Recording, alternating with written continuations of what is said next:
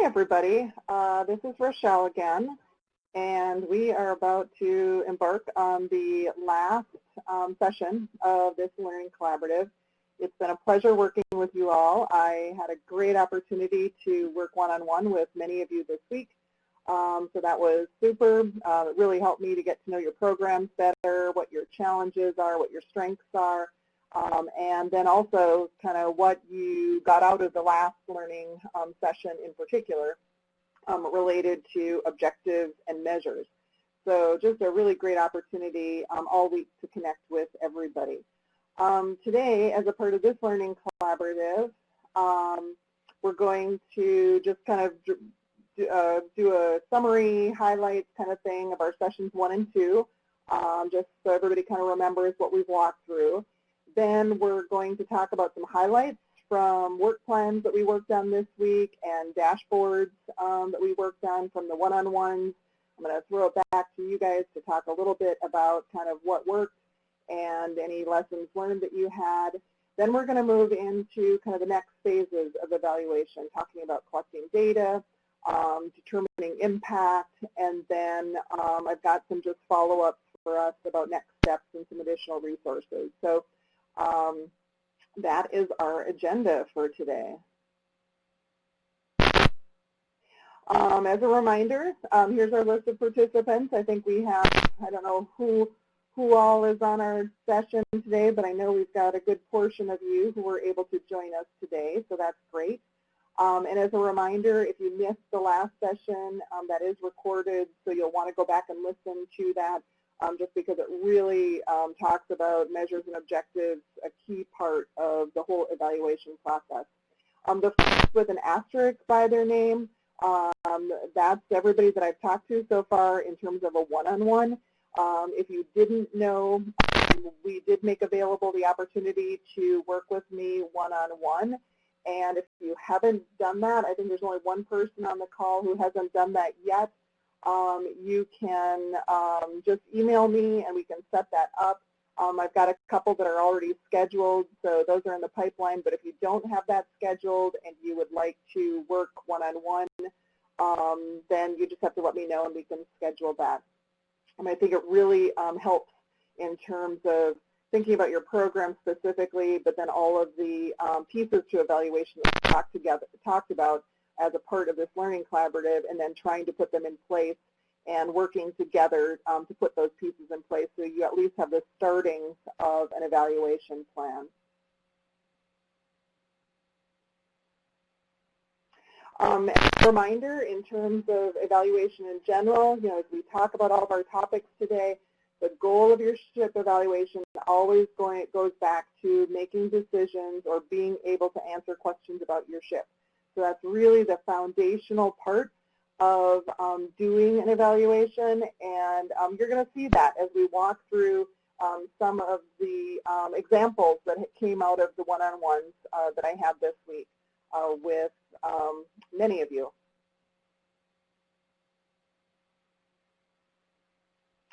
Highlights from our first Learning Collaborative session.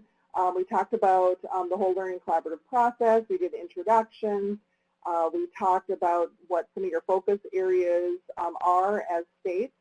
I had a much greater opportunity this week to dig into that a little bit more and get some of the details from you, so that was great. We talked about stakeholder involvement in program evaluations, what the impact is and how you can get stakeholder involvement, and how that can really feed your evaluation, drive it, but also engage your stakeholders, both in the SHIP program, but also in participating in the evaluation and participating in getting that data that you need in order to evaluate your program. Then from there, we talked about identifying an area to focus on for your evaluation work as a part of this collaborative, and just how we can kind of hone in and find one goal or one particular question that you're trying to answer that would be particularly helpful for you to work through the evaluation process and actually have a hands-on opportunity to do that. During the second session, we focused on creating objectives During that session, I really emphasized the importance of creating SMART objectives. It really is kind of the foundational piece of setting your evaluation up so that all of your measures and all of your thinking and all of the data you're collecting can flow into your ability to determine whether you've met those objectives or not. So how do you create a SMART objective? What is a SMART objective? Then we move from there on to creating measures, all the different types of measures that are out there, input measures, process measures, outcome measures, output measures. We talked about the different measures and what those measures look like and how the different values that they have in terms of your evaluation process. And then finally, we talked about drafting an evaluation plan, just some frameworks to think about as you start putting your evaluation plans together, and just thoughts in terms of the structures, things like that.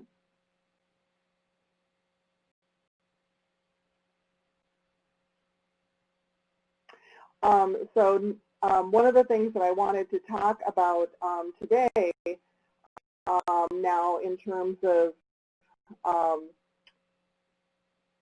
moving to a next step is now that many of you have worked through that process of putting together your objectives, putting together your measures, that would be a great opportunity for us to just kind of circle around and talk a little bit about some of your takeaways, kind of lessons learned from those one-on-ones particular this week.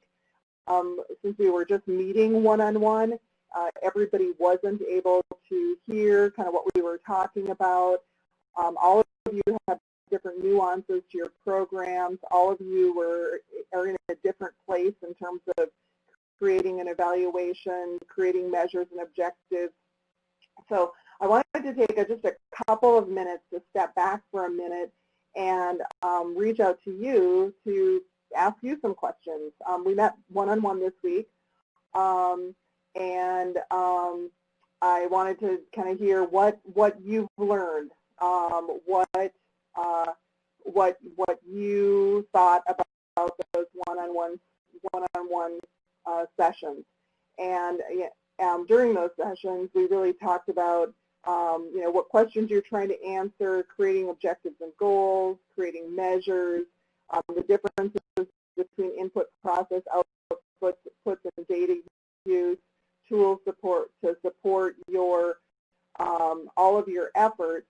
So now I kind of like to hear back from you. What were some of your takeaways from those one-on-one sessions?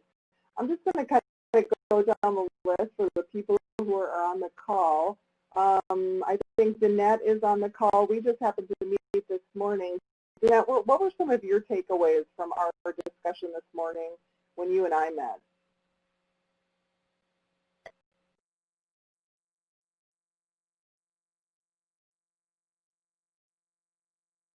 I think everybody's lines are open. Oh, and if you have to hit *2. I think everybody's muted, and then you have to hit *2 if you want to unmute. Can you hear me now? Yep. Perfect. Okay. Okay, this is Danette in Colorado. Yeah, I am still kind of going over a lot of the stuff we went over this morning, and I'm very excited about it because I got a better understanding of the objective and how I can improve that on my work plan and how I can use that to move forward in improving how we're measuring things and what the value of those things, those measures will be, so that we can show the impact and we can look for improvements for the program here in Colorado. We talked about different data aspects. I would like to get better types of measures that would help with the things that we're doing. In particular, measuring the success of the coding and billing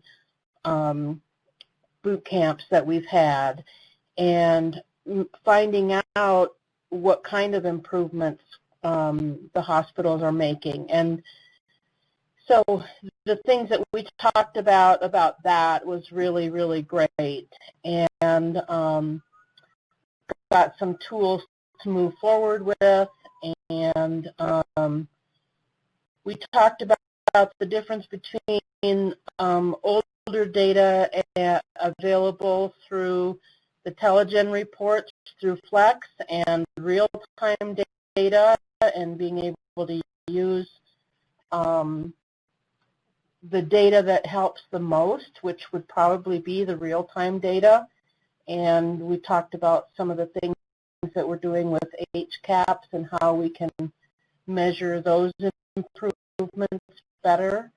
So, I mean, I could go on, but I think that's a nutshell of what we went over and how helpful it was. Great. Awesome. Thank you. Why don't I go to Sherry in Texas? Any kind of key takeaways that you had from our conversation, Sherry? Hey, this is Sherry.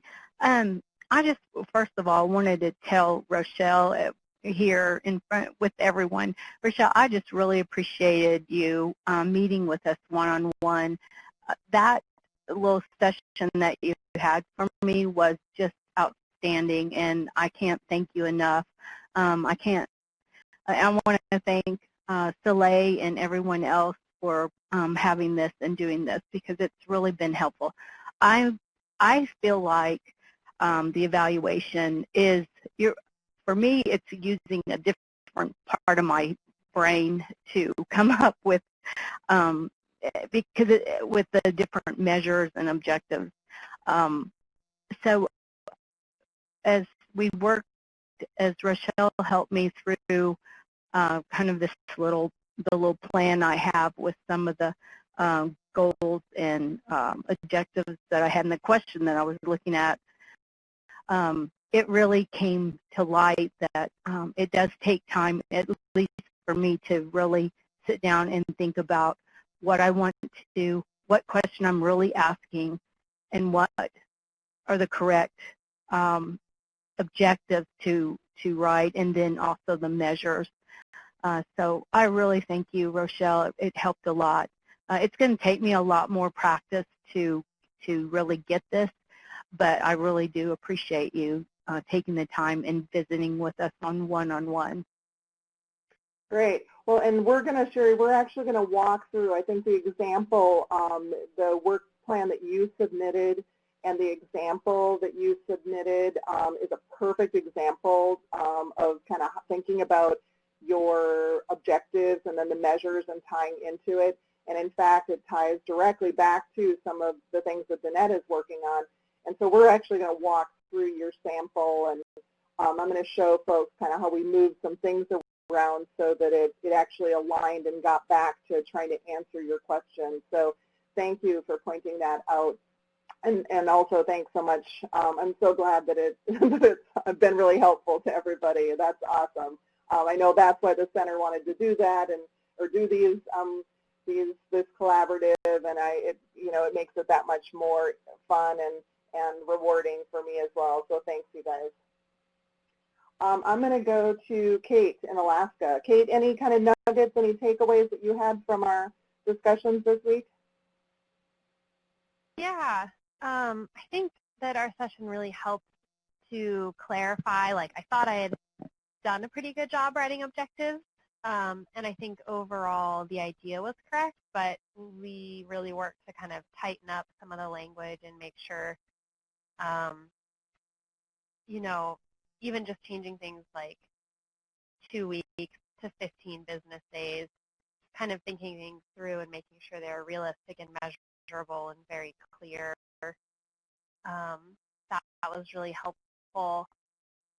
And also, I think realizing that maybe we weren't holding our hospitals to quite a high enough standard in terms of reporting results. and you had the good idea to tailor the end-of-year reports to each hospital to ask them specific questions to make sure that we were getting the information that we needed, which I think is a really good idea because, you know, we do only have 14 hospitals participating, so it's much easier for us to do something like that than, for example, like Texas. So, yeah, it was really helpful. Great, good. And well, I'm going to mention a little bit about the e-tool that you use, because I don't know that a lot of folks are using a tool in the same way that you guys are using it, Kate. Rebecca in Oregon, I think you're on the line. Any kind of key takeaways that you had from the one-on-ones today, or from this week, that you'd like to share? Hi, can y'all hear me? Yep. Yeah, I would like to also chime in agreement that it was really valuable to talk to you one-on-one, and I feel like I really I appreciated the conversation about creating those SMART objectives and really kind of drilling down and talking about starting smaller and being able to add objectives over time and making the priorities align from an evaluation standpoint from the front, you know, with identifying baseline data. And one thing that really struck with me that is kind of my internal mantra right now is talking about the difference between outcomes and output. And just, I feel like that's a place where I have to keep focusing and reminding myself that when I'm building the objectives and the evaluation, to be really careful about the distinction. So, yeah, and that was well, and I think that the biggest challenge with that one for a lot of people is that so many folks have focused on outputs for a long time, and just getting to the point where people, you know, where we can track the output side of things, but you know, now it's really kind of pushing things forward and thinking about other measures that actually will have more value to your program. And not that some of the outputs aren't valuable to know in terms of your program overall, but it's then taking that next step and really moving things towards outcomes. And even in some instances, you know, you have to go to the process measures first and then to the outcomes. It really kind of depends on what you're working on. But it's definitely a challenge for a lot of folks to take that next leap. And Rebecca, I have to apologize. I continue to put Ohio in front next to your name. No worry. I just saw it on the slide again. I'm like, what the heck? How did I do that? So anyways, I know you're not in Ohio. No worries. Right. Good to keep everyone on their toes. Let's go to Martina. I think, Martina, you're the last person that I met with this week. Martina, any key takeaways that you had from our discussion? Yes, I also want to say that you were very helpful to me, and I learned about, you know, creating SMART objectives and measures, which I had no idea about before we talked or before this session. And also was an eye-opener for me to what I have to look more into, especially talking to my contractors and asking them some questions also. But thank you. Great, good. Yeah, so that, I'm glad you mentioned that, Martina, because one of the things that's really important if you're going to be evaluating your program is to have a really good understanding of what your contractors are doing for you and what your expectations are from an outcomes standpoint. Even from an output standpoint, it's definitely information that you want to be gathering as a part of those contracts, so you know who they're working with, who they're not working with, who you may need to be reaching out to, really getting some solid information back from those contractors, especially if they are doing that work independent of you, so that you're not involved, you're not collecting any of that information. You really want to know, you know, what's going on and what the outcomes are from the work that they're doing. Yes, exactly. Great. Yeah, great. So good feedback from everybody. Thank you. for sharing. Did I miss anybody? I want to make sure that I didn't miss anybody. I see a few more people popped on the webinar. I think I got everybody. All right, I think I did get everybody, so great. Okay, so and I'm going to use I'm going to be using some of your examples today just to kind of share with everybody and dig into a little bit of what we did work on. I did want to spend a few minutes just kind of pointing out some key things that we talked about as well, and then to also give you some examples of some of the work that everybody did as a part of your one-on-one. So first, what I've got in front of you is the evaluation plan that I got from Sherry. And Sherry was mentioning the evaluation plan and some of the work that we did to make some changes to it. And if you look at this evaluation plan, and it was great. So this is really, most of what you see in front of you is what I got from Sherry, but a number of the process indicators were actually listed as objectives. So in the process indicator column, we had those initially listed as objectives, and then after Sherry and I talked, we moved some of this around so that it would actually make more sense.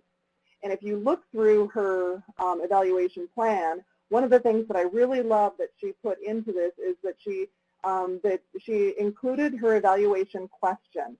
And in your evaluation plan, you don't need to include an evaluation question, but when you're just getting started or when you're starting to work on evaluations, I think it's really helpful to have an evaluation question, because even though it's maybe a little bit redundant, it's a reminder or a more, sometimes an easier way for people to be thinking about, am I answering my question?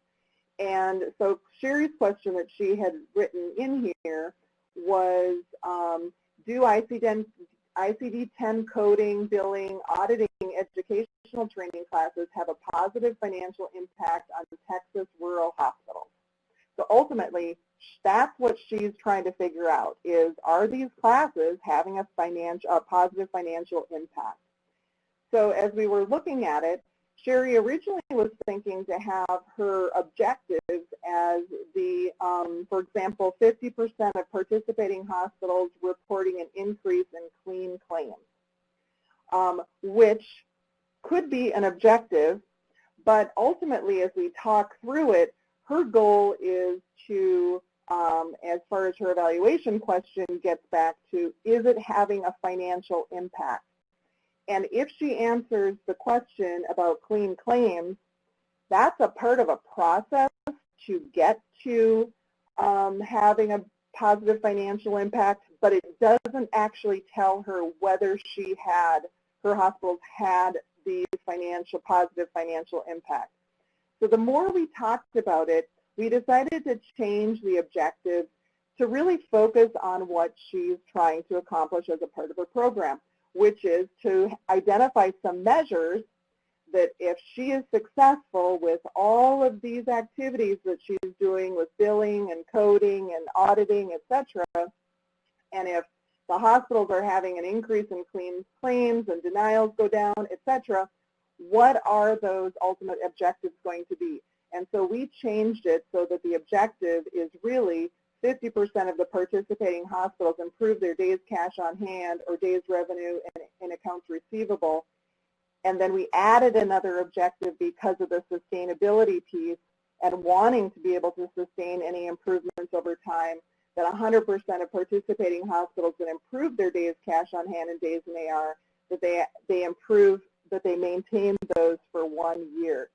So we changed the objectives, and then we moved those original objectives down into process indicators, because these are all processes that lead to the outcomes and give you, the program manager, a lens into what's working, what's not working, where have improvements been made, where have they not been made, and then ultimately, are they leading to financial improvement, which is your objective as a part of this particular set of activities. So this is a great example of an evaluation plan that ties directly back to this work that Sherry is going to be doing as a part of her SHIP program. Any questions about that, just kind of moving those, changing the objectives and moving her original objectives into being process indicators, and then setting up the outcome indicators?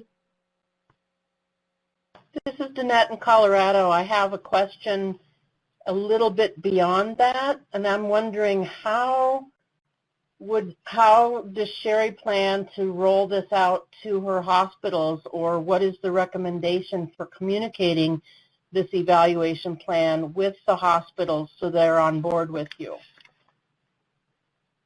Sherry, we talked a little bit about that. Do you want to talk about that a little bit? Yeah, so this is Sherry. So so I had carryover SHIP funding and did the billing and coding classes already. And then I'm using carryover if it gets approved for this next round. I'm doing carryover for the auditing class. And during the registration for the class or the course, this is the information that I'll be discussing with the hospitals and stating that, if they come, this is the evaluation portion that I would like to collect from them. I'm really big about, I don't like to ask to collect a lot of information because they're already reporting so much. But the overwhelming success of the billing and coding class that I did in this past year, they're going to want to see this, and there's already buy-in in it to show that this is, that it will make a difference. So so as I have I'll do a jot form, participation form, and these questions will be asked on it to get a baseline, and then after, and that's something I'll have to find out is how many months later, 3 months or 6 months, then we'll see and do an evaluation at the end or the latter part of it to see, if there was a change and if they have improved. Great, exactly. So we talked about some different alternatives, and as Sherry said, one of the ideas that we came up with was, since this class, which has already been a huge success and a lot of folks are interested in it, as a part of the registration process, it's an electronic registration process. For those that are registering, they would put their baseline data in as a part of that registration for the class. That gives her the data that she needs to know where they're at to start with. And then after the course has been completed and some time has passed, then she can go back to those hospitals and ask for that same data, but as a follow-up to completing the course. Now, one of the things that we also talked about is when, and it goes back to the stakeholder engagement piece that we also talked about, is when you're developing some of these more complicated measures and some of your objectives, a good reason to have your stakeholders involved in determining what you want to have as your measures and as your objectives is because you want to know that you're actually measuring the right things. So Sherry and I talked about her doing, having a huddle with some CFOs or having a quick discussion group with her CFOs or even billing and coding staff, depending on who makes the most amount of sense, to figure out, are these measures that are going to tie back to what she's trying to accomplish, and are these objectives reasonable objectives? If they're successful with their billing and coding and with their auditing, will they see a change in days in AR, and will they see a change in days cash on hand? So those are some questions that would need to be asked internally to figure out, are these reasonable expectations if this program is successful and does have a positive impact on the program or on those hospitals. Does that make sense? Danette, does that answer your question? Yes, thank you. Great. Anything else that you want to add, Sherry, in terms of that? I know we talked about this piece quite a bit.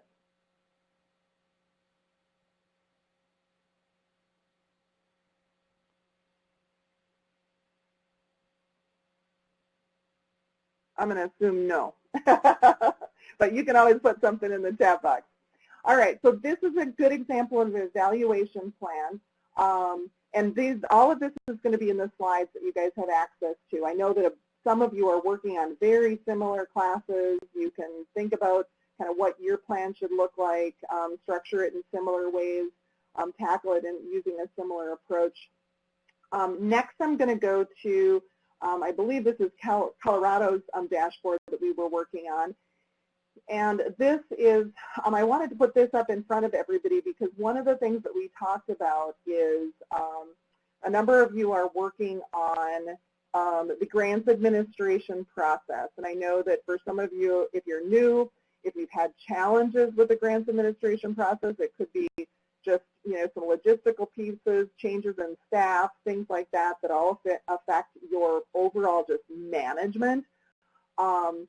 That if you're going to tackle that topic or that area from an evaluation standpoint, you're going to want to make sure that you are tracking that data over time, because your aim, even if you are working on internal grants administration issues, you want to be able to track and show that you are making those improvements. You want to be able to target where those issues are in your process, and if you collect that data over time, you'll be able to do that. There was one other thing I wanted to say about that grants administration piece, because I know that is a really big challenge for a number of you. I think the other piece to that is just making sure that whatever, if you're measuring your grants process, measure the pieces that you're having the challenges with. Some of you don't have challenges actually getting out the door, but it's actually on getting a complete contract out the door. So you make sure that you're honing in on the pieces that you have to make improvement on, because then once you've made those improvements, you can move on to other parts of your program and you can focus more on the outcomes associated with the use of funding in your critical access hospitals. So keep that in mind as you move forward and you work on your grants administration process. Rochelle, this is Danette. Can I give an example of how I track some of that stuff? Sure, go for it. We all do the state spreadsheet that lists every hospital that's in SHIP. And so once we have that submitted, I take a copy of that and then I extend it out and make that my tracking device. So I have all the hospital information already. I don't have to create a new tracker. I just have a new tab for each activity, and then I track each activity so I know at a glance if there's a hospital that hasn't sent me documentation for something, or there's a hospital that hasn't completed a certain phase of an activity. I know I can follow up with them quickly because I have that information at a glance. Perfect, exactly. And I think that's a great example of using something that you're already having to submit and that you've already created, and not having to do a whole lot of extra data entry, et cetera. You're already using a tool that you're using as a part of your SHIP process already. Great example. All right, any questions about the objectives and measures portion before we move on?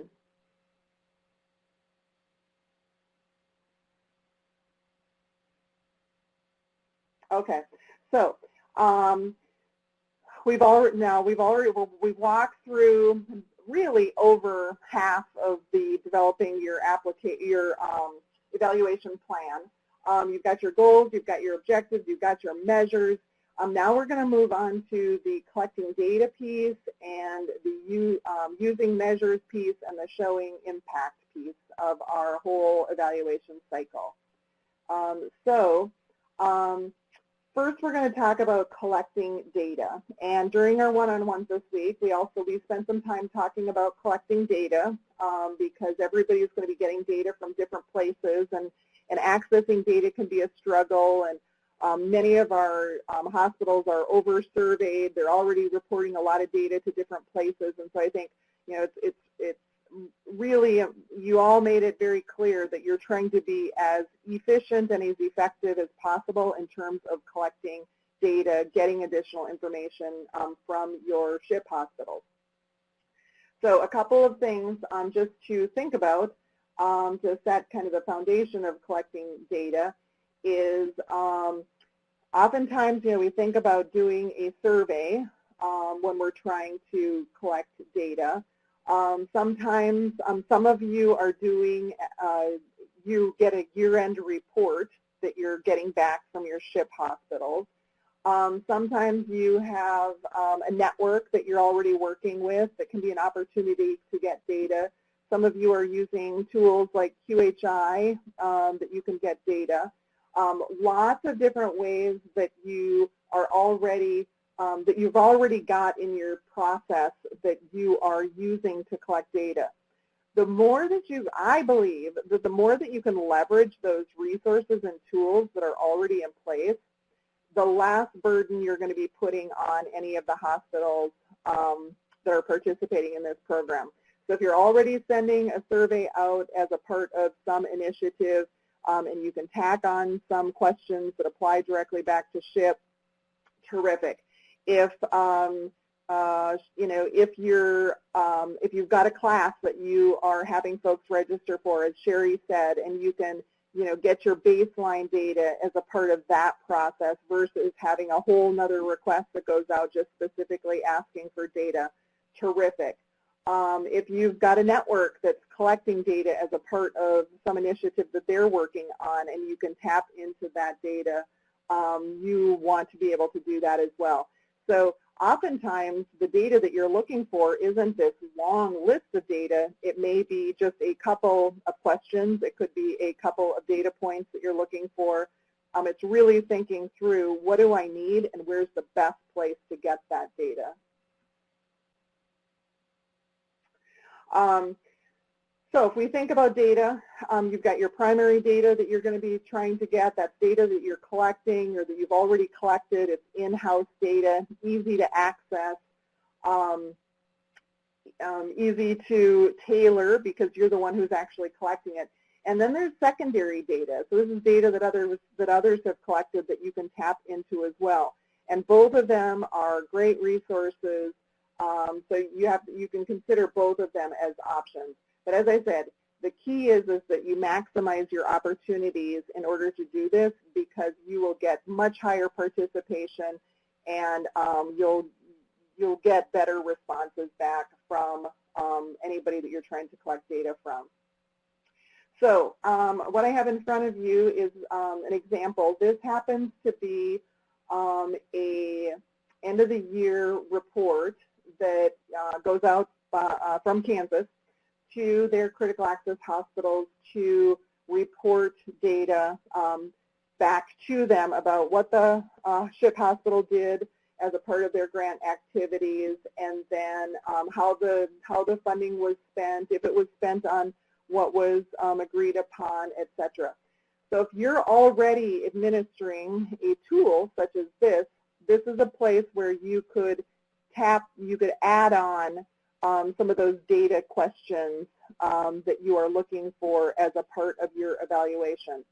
The other thing that I would say is if you are using a tool like this, the more specific you can be about in terms of asking for data, the better off you're going to be in terms of the data that you get back.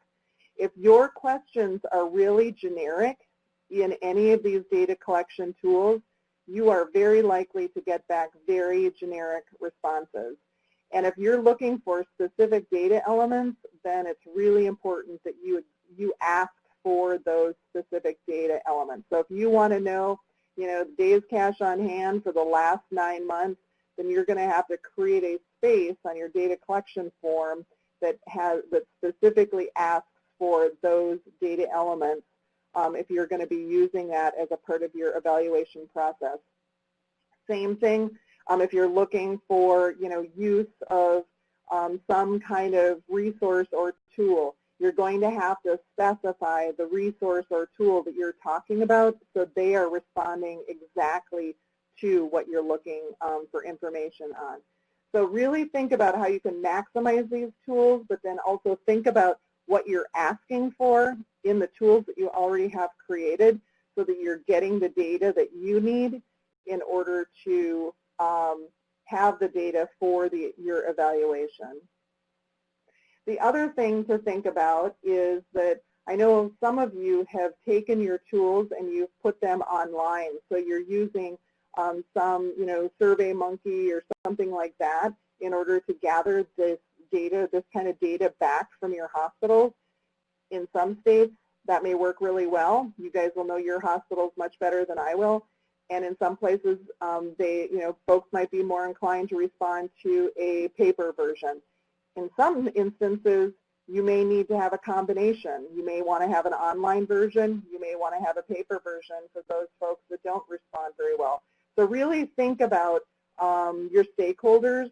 You might want to get feedback from your stakeholders. What's the best way to get this information from them? Again, another way to engage them in the process to figure out where is the best way to get this data, and in what's the best format to get this data. In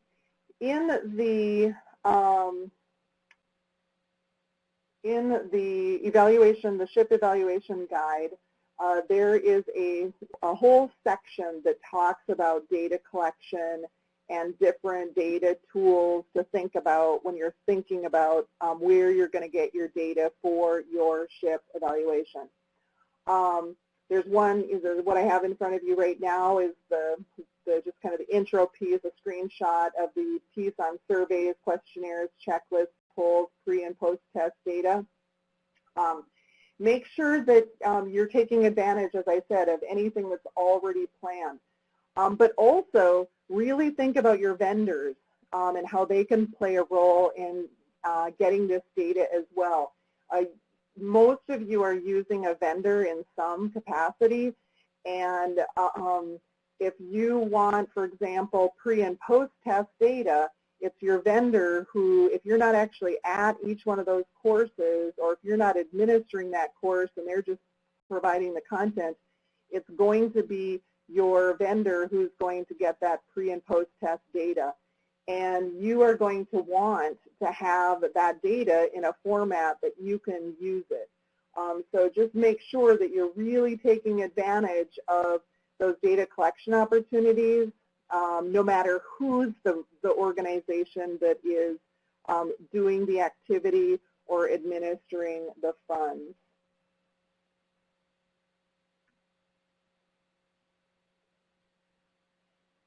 One more thing that I did want to say about the surveys and questionnaires, et cetera. A couple of the conversations that I had with folks this week was just about just some basic questions about if you know whether your hospitals are using some of the tools and resources that you've created. There were a lot of questions about, gosh, we create this stuff, but we don't know if our hospitals are actually using it. In fact, I know one specific conversation was about even like, for example, the Telligent reports. Somebody else was talking about their HCAP vendors and if their hospitals tap into the tools, and if your hospitals even know what tools are available in terms of analyzing HCAP data online using those vendor-supported tools. So if there are instances where you don't know whether your hospitals are using the information that you are creating or that you're making available or putting out there, definitely a great first step of trying to figure out if they're using it, because that's going to help kind of guide some of your next steps and some of your activities that you're doing as a part of your program.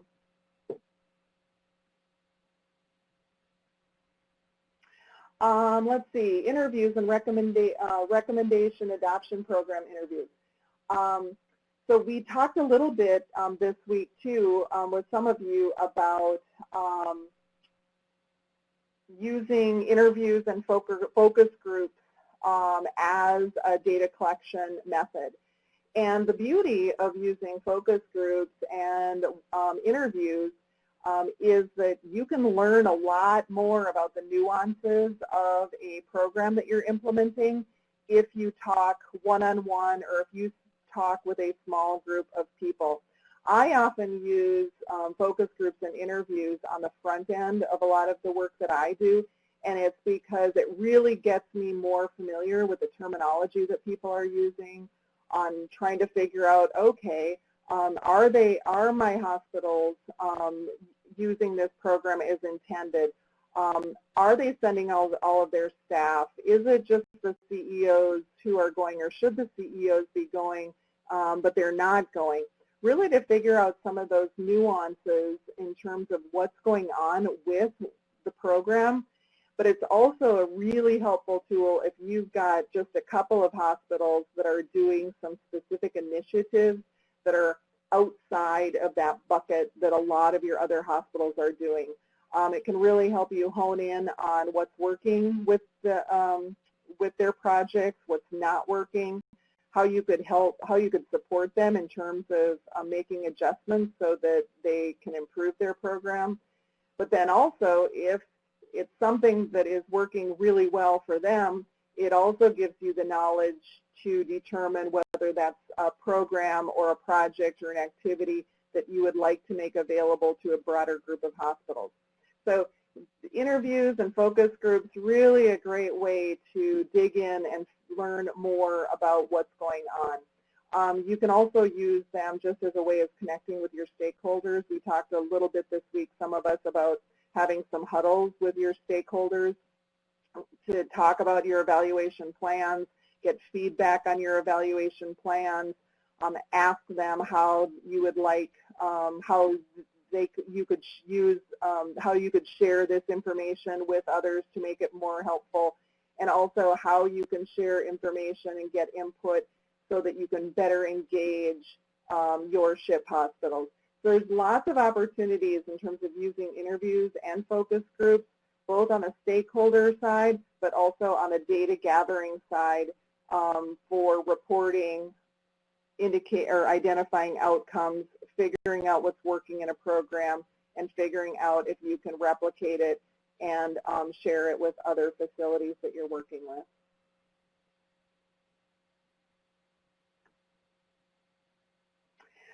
Secondary data. We talked a little bit about secondary data already, but I did want to throw this out there for everybody just to, as a reminder, that there is quite a bit of secondary data out there. Sometimes it's older data, so it really kind of depends on what you're trying to use it for in terms of whether it's going to be helpful or not helpful. But and make sure that you take advantage of any of the Telligent reports that are already out there, and not that you just have to use the Telligent reports yourself, but you may have flex staff internally that's already tracking, creating dashboards, analyzing that data. You want to tap into your internal resources as well and their knowledge about the programs and changes, so that you can leverage that resource and use it for any outcomes tracking too. I think you guys are all familiar with the fact that Stratus Health has, or I think Arquita, they have some tools on the center's website that allows you to import MBQuip data and then to analyze it in their spreadsheets. If you haven't seen those are great tools where you can easily just upload those MBQuip, those state MBQuip files and analyze it if your Flex program team members haven't done that already. I think you could, I'm pretty sure that you can just contact somebody at the center and they can direct you to those, but those are a great resource. The Flex monitoring team always has a lot of reports out there that you can use and tap into. And as you think about the secondary data, not only don't think of it just in terms of outcomes reporting, but also think of it as an opportunity for determining what your benchmarks could or should be in thinking about setting your objectives. That's also another great place to tap into data that you can use to help you determine whether your objective is appropriate and whether you're, whether you are kind of tackling these topics in a way that's kind of in alignment with what's going on in other states around the country. Any questions about these, just these sample data sources that I've kind of put up here? There's probably about 10 different, within the guide, I think there's about 10 different data sources that are outlined and described, etc. But do you have any questions about data sources?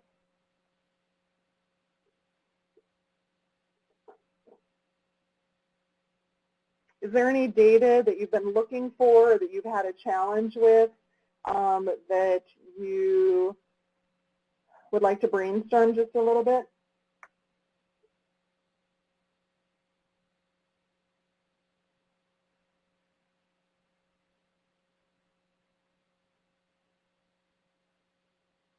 Okay, as we kind of move forward, you can think about it and put it into the chat box. I know, with most of you, we talked about data options, et cetera, this week. But if there are any that you think of, just put it in the chat box and we can circle back to that.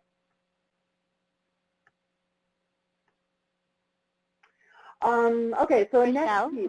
Oh, go ahead. This is Sally. I put the MB Clip data report in Excel data resources for Flex program coordinators in the link in the chat box. Oh, great. Thanks, Sally. Mm-hmm. Yeah. So is that those are the spreadsheets that people can tap into to upload their MB Clip data and then use those. Is that correct?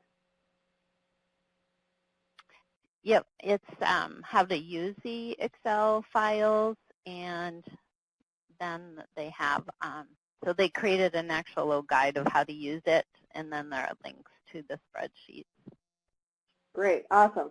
So if you haven't seen those, and I'd highly recommend just peeking around at them a little bit. They're really, the spreadsheets are really easy to use, and the data is already out there, so you don't have to do any double data entry or anything like that. You can just upload it into the spreadsheets and then use it. So definitely a great tool that's already out there. Okay, so now we're going to talk a little bit about data tracking. All of you that I work with this week one-on-one, we talked about data tracking. You've got some tools that you can work with to track what you're looking for and for your measures so that you have all the data in one place. We put pretty much everything into Excel spreadsheets. So you have one spreadsheet with multiple worksheets in it. But I wanted to put up just a couple of samples so everybody could see, just since you didn't see one another's worksheets, you were just seeing your own worksheets. But for example, one of the worksheets was for a boot camp that one of you guys are putting on, and I wanted to showcase this here because this is a great example of something that you could request from a vendor, for example, if they're putting on a boot camp. And if they are doing some kind of a pre-test and a post-test score, and or if you are looking to do some kind of a follow-up questionnaire or survey with the participants from that participated in that particular boot camp. So if you get the data that you need, which would be, what boot camp did the people participate in, who is the participant, what's their hospital, what's their email address, what was their pre-test and their post-test score, you would be able to do some pre- and post-test comparisons. not only between between the pre and post test, but also in terms of boot camp 1 and boot camp 2. Let's say you had one vendor who did boot camp 1 and the pre and the post test scores were much higher. You had another vendor that did boot camp 2. Those post tests were much lower. That kind of is like, oh, okay, I wonder why the post test was so much lower for this, other training that happened. Those are the kinds of things that, just basic things that you can uncover in terms of tracking data such as this. And I've had examples like that with some evaluations that I've done. I've done some trauma course training work for a long period of time, and used one particular group to do training across many critical access hospitals. I switched to a new group to do training, and my post-test scores just went way, way, way down. Always had post-test scores that were really high, 99 percentile kind of thing, and now suddenly, they're in the 80 percentile. So red flags, and okay, I needed to figure out what was going on, and whether I was going to change the training and who the vendor was that I was working with for that particular training program. So that gave me a really good aha in terms of what was going on. The other thing in terms of getting those participant email addresses is that if you want to do some kind of a follow-up to find out how did they use the information, etc., you can then, you have their email address so that you can email them or send out a quick Survey Monkey, whatever it is that you want to do for a post-course follow-up. So getting this data from your vendor, it shouldn't be difficult.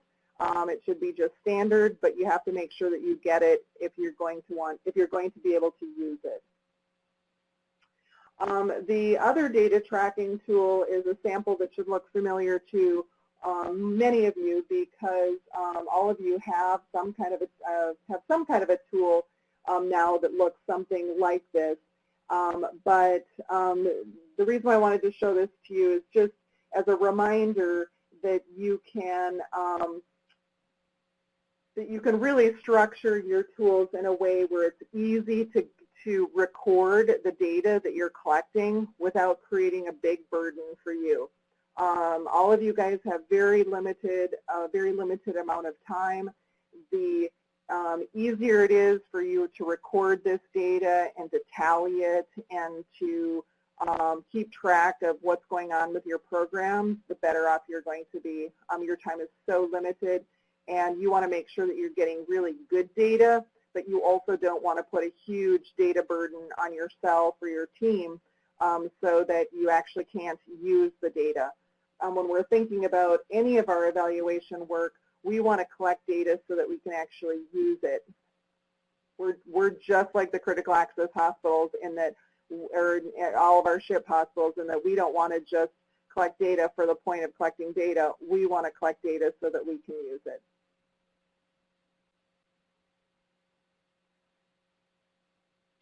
All right, any questions about the data piece before we move on to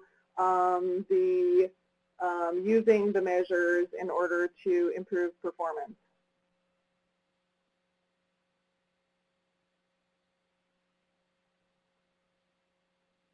All right, so we are going to move on to our next phase, which is about program improvement. So as I just said, our main reason for collecting this information over time and tracking our measures, collecting data, etc., is to make program improvements. And some of you wear dual hats. You work both on the flex side and the SHIP side. Some of you just work on the SHIP side. But regardless, all of you have at some point worked on quality improvement or in your programs are working on process improvements with your hospitals. A lot of you this week talked about the process improvements you're trying to make, whether it's in the revenue cycle, whether it's in the quality area, whether it's in your own grants administration process, whether it's in your electronic health records, lots and lots of process improvements. And in terms of thinking about evaluation and making program improvement, it's really the same thing. It's a cycle of identifying your objectives, developing your plan, deciding how and when you're going to measure so you actually have your plan. You do your program and activity, then you analyze and interpret all of the findings that you have from the measures that you've collected, and then you use those findings to make informed decisions. Many of us who work in quality improvement and who work in process improvement, there's a cycle called Plan, Do, Study, Act. Those are PDSAs, and it's a continuous cycle where you are planning your program, you're collecting your data, you're doing your activities, you're learning from the measures and the information that you're collecting so that you can tweak your program, you can change your program, you can maybe even revamp your program. And then you continue to then from there plan and continue to, this is just a cycle of a process of making improvements. So really, in order to know whether you need to make improvements, you really need this data from the evaluation to know whether those changes are actually necessary or whether they'll be helpful. So it's a cycle of improvement that you're doing over time. When I talk about PDSAs or when I mention PDSA in this Plan, Do, Study, Act cycle, is that familiar to most of you? Is everybody familiar with that whole cycle of performance improvement?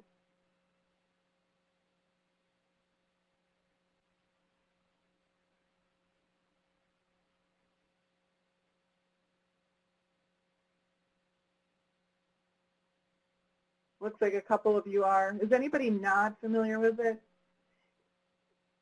It's at a lot of our conferences these days, workshops. Any of you that are working on quality improvement, if you work at all with your QIO on quality improvement, if you've got any vendors who are coming in and working on revenue, revenue cycle and process improvement, they're going to be using that same cycle of using that evaluation data to help you make decisions, to learn about your program so that you know what those next steps should be in terms of improving your program, continuing your program, or even maybe completely switching gears and doing something completely different. Any questions about process improvement that you guys have? Does anybody have an example of a process that you've recently been working on? I know a couple of you talked specifically about some administrative processes that you've been working on to change your grants administration process. Any examples that you guys want to share?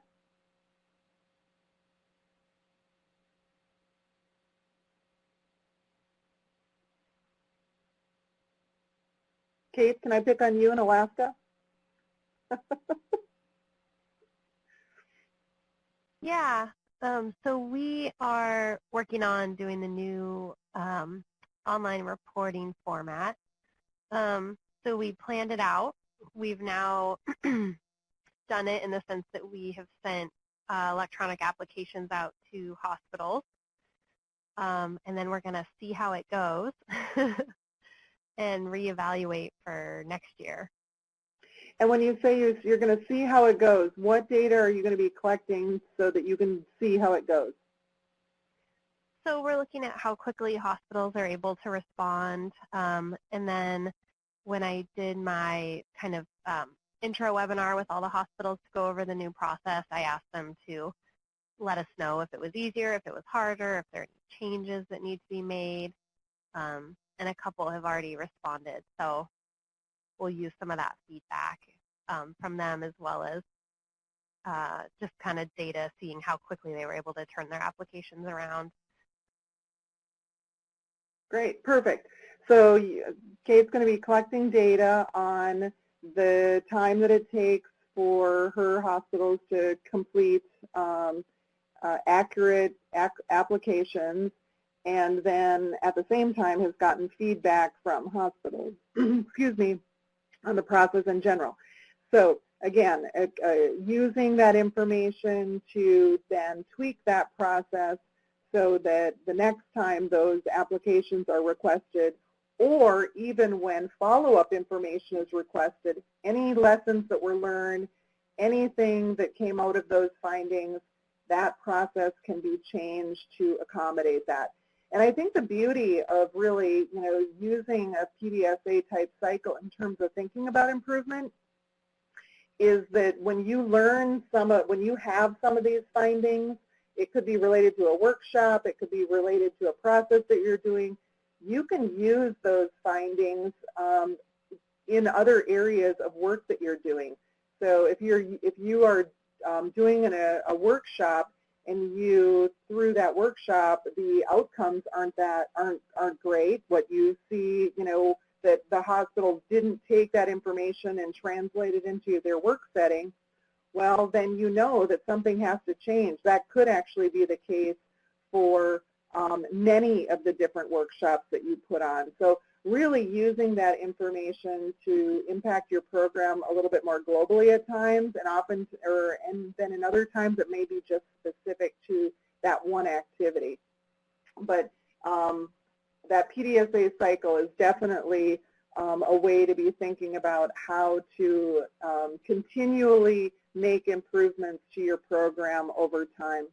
And it's also the reason why building your program evaluation right into program operations, why it's so important, is because then you're getting real-time information as you're doing all of your activities versus waiting a year, 2, 3, 4, 5 years even down the road to try and collect information about what happened, what worked, what didn't work.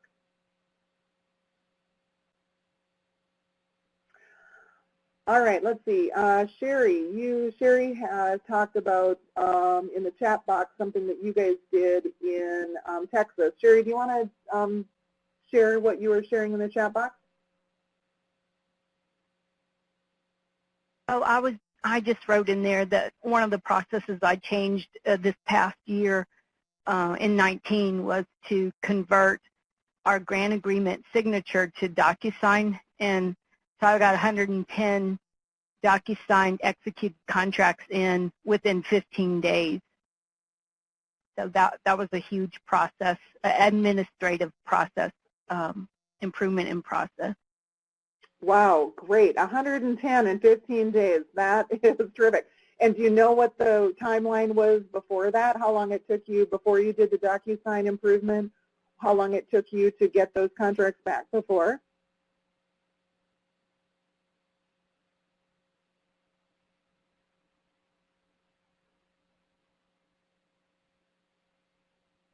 What did you say, Rochelle? Oh, I was asking, do you know how long it took you to get your contracts back before you implemented Docusign? Yeah, well, for the effort, it took me calling, emailing, so it would usually take about 30 days. But I was hard on them, calling them, saying, get it in, we need this. And I had deadlines that, for my hospital, sometimes they forget about deadlines, and so it was around 30. I'll have to go back and look, but it was a significant improvement with Docusign. I believe it would take, I know I had one that I think it was like 30, it was close to 40 days on one of them. So. Okay, great. Terrific. So there you go. Wow. And so there's a perfect example. If you've got another program within your office and the effort and timeline that it takes in order to get those contracts back, you see an opportunity of, wow, hey, work really well on the ship side, maybe it would work really well on another side. So great example of a place where you were able to make an improvement. And as I'm sure that you felt as a part of all the work that you do, not having to do all those follow-up calls, not having to reach out to your hospitals over and over again to say, hey, could you send it in, could you send it in, really then frees up your time to be able to do other things, to focus on other parts of your program instead of just trying to get those contracts signed. Great, perfect example. Okay, so now that everybody's got their cycles of improvement, you've got your data, you know what your objectives are, what you're trying to accomplish, you've got your improvement process in place. The kind of final phase of evaluation is really to get to the impact piece. And that is really to determine whether the changes in outcomes can be directly attributed to your program. That can be compared to baseline measures and observed in the absence of the program. So if are those changes that are happening, are they directly related back to the work that you're doing? Do the data or findings reflect the differences? And some ways that you can be thinking about this and the ways that you can really be thinking about impact, which is the next step after outcomes, is if the data or findings reflect differences between hospitals that participated in a particular initiative versus those who did not. And one of the things we talked about this week was about tracking the outputs piece. And the reason why it's important to kind of track who's doing what and kind of the what's happening versus just the outcomes is then you will be able to make those comparisons between hospitals that participated and hospitals that did not. The other thing is, do you have trend data showing no improvement prior to participation versus improvement, sustained or increasing during or after SHIP participation? So if you've got any data that you've got on the front end, so it could be baseline, but it could also be trend data, and actually trend data is going to be more definitive than just one data point to show that there was actually improvement over time, and that it is related to when your initiative started, and or when you actually can expect an impact. Sometimes it's going to take a couple of months before it actually has an impact, but that you are actually able to trend that over time. And then ultimately, is there a direct relationship between SHIP participation and rural hospitals advancing their SHIP goals? So are you actually moving, because they're participating in the SHIP program, are you actually moving the needle for those particular objectives that you set out for your hospitals as a part of this program? It's when you can start making those comparisons that you're going to be able to start showing whether your program actually did have an impact that is related specifically to your SHIP program. And with some of you, we talked about this impact piece this week because some of the projects that you're doing really tie back to opportunities to measure impact, especially if you are if you've got you're doing some in-depth work with billers and coders, where you've got a subset of facilities that are working on billing and coding improvement, and then you have a whole nother basket of hospitals that are not working on billing and coding improvement. Some of you have some hospitals that are working on electronic health records. Again, you've got a comparison of those hospitals that aren't working on that. Others, you've got a lot of historical data. Some of the hospitals that I work with on financial improvement, I have a lot of historical financial data on them, and then I have real-time data that I'm collecting on a monthly basis. As soon as I put those initiatives in place, we do our on-site training, etc., we can be looking to see, is change happening, is improvement taking place based on making those changes and implementing those change processes in those hospitals. So that's the part where you can start to look at the impact piece that takes you a step beyond the outcomes piece.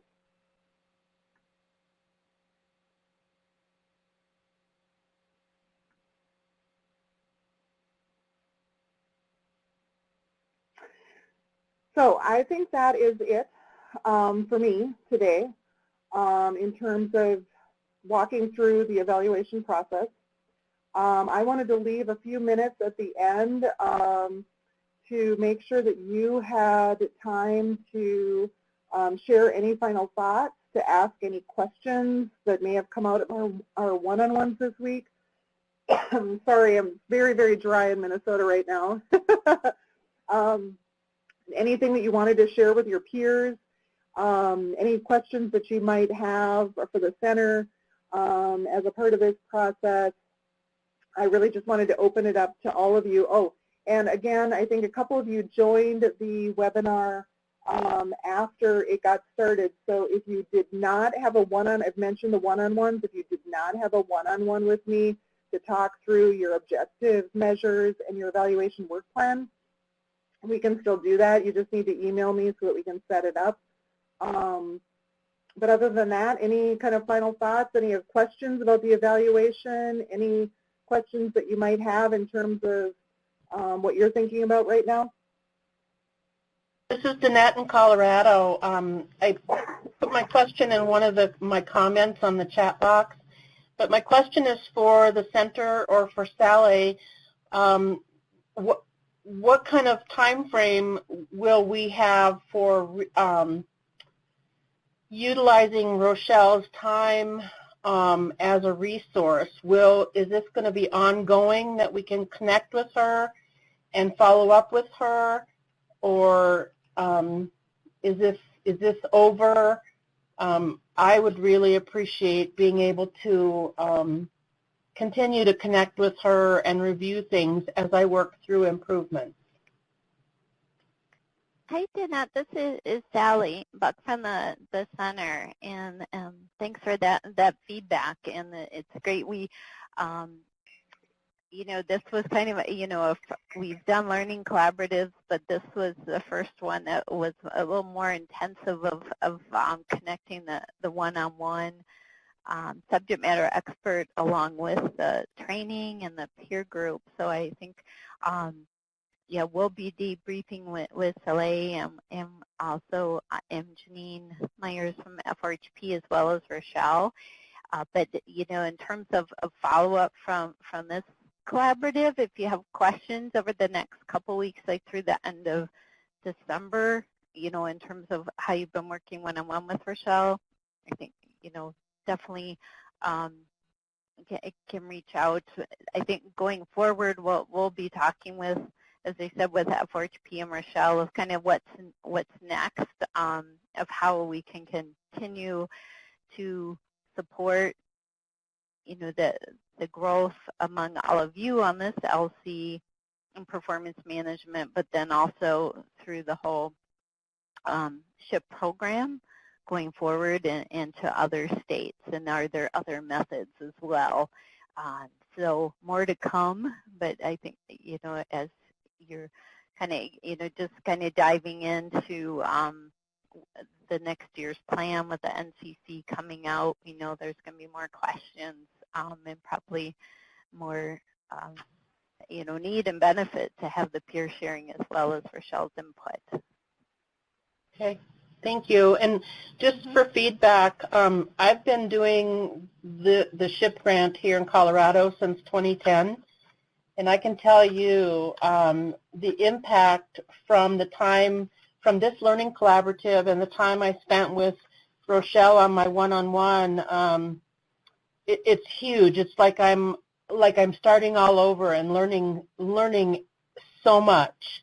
And I shared with her, I see the Rocky Mountains from my office here in Colorado, and the help she has provided through this learning collaborative is bigger than the Rocky Mountains. Oh, it's really been helpful. And thank you, Danette, this is Soleil. Yeah? And I have to thank you. This is Soleil, not Sally, and I have to say thank you for saying that and hearing whatever some of you guys have said, either through email and in these learning collaboratives.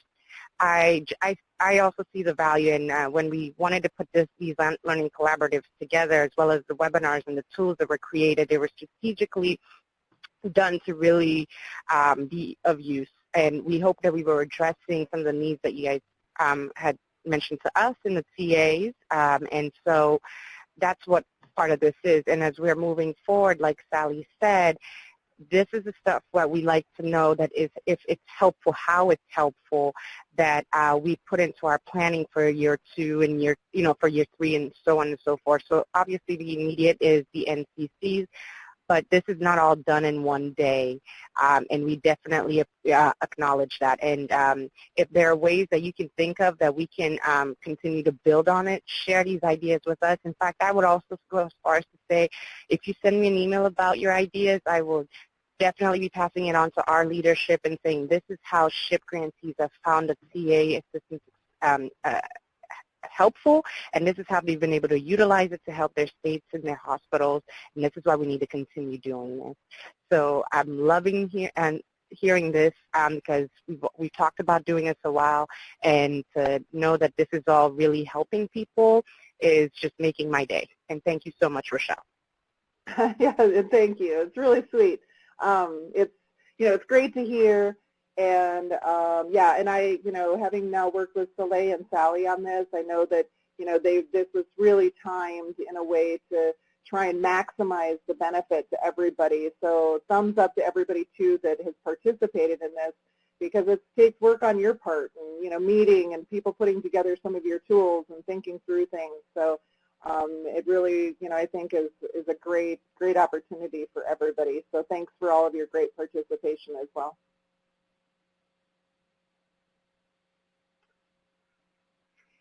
Any other kind of tidbits or thoughts or things that you'd like to share or pass on with your peers?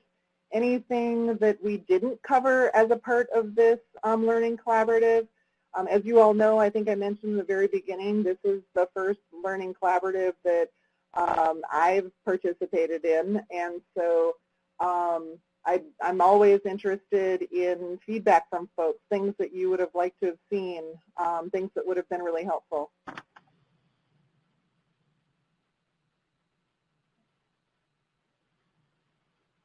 I think the other piece is these, this learning, Sally, if I'm correct, most of the learning collaboratives the sessions are 1 hour in length, and I changed this to 1.5 hours in length. Did that work okay for people? I know it can get kind of long to be on a webinar. It's just that it seems like that the time goes by so fast the second you start, getting going. So I'd also be curious to know, and I think this would be good input for Sally's team as well, if that 1.5 hour, if it wasn't too burdensome for folks. Yep, that is correct, Rochelle. The ones we've done in TASK and in SHIP have been, and sure, with our hospitals have typically been 1 hour, but I think, yeah, if you have more than 8 participants that try to do the peer sharing, it seemed like it was needed, and I've seen the feedback there. And we do have a couple poll questions, too, that we'll seek response on, and Kiona will be posting those as well. So we encourage everyone to stay on the webinar a few more minutes and provide us feedback, as well as our pre-post test, so we can have good data. Everybody's evaluating. So as we wrap up here, maybe everybody wants to do the poll. And then as a reminder, there's a couple of you on the phone that I didn't connect with directly. So if you want to set up those one-on-ones, feel free to do that. And then as Sally had indicated, if you still have some, questions that you want to email me, or if you're kind of fleshing out those work plans that you guys, your evaluation plans that you were working on, or some of your objectives or measures, feel free to send those to me. I'll respond to you. I'll continue to work on this over the next couple of weeks as I wrap up all of the one-on-ones with everybody.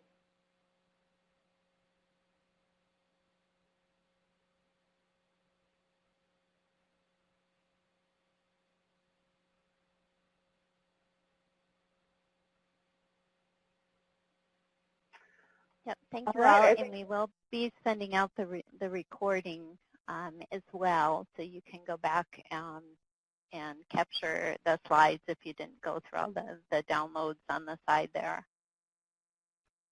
Yep. Great.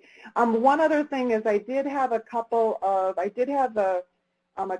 resources that I put, I think it was on the last slide, Fiona, that I do want to point out to everybody. They are in the guide. Just as an FYI for everybody, I forgot about that. But here are some additional resources just to make sure that you're aware of. The center has the performance management guide that is out there that this whole series was based on. But then in the guide, you may not have seen, but